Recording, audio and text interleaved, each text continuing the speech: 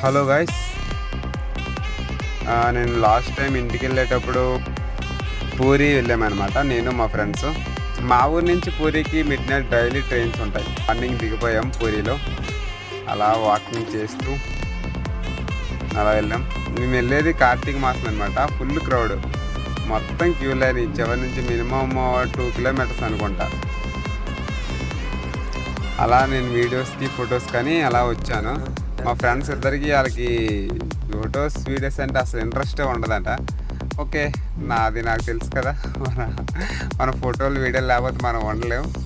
అలా అని వాళ్ళకి అక్కడ ఉంచేసి నేను ఒక్కడనే అలా వచ్చి చూడండి ఆ జగన్నాథ స్వామి టెంపుల్ మాత్రం హైలైట్. అక్కడ ఫుడ్ అసలు తినలేము, ప్రసాదం అలాగ అనకూడదు.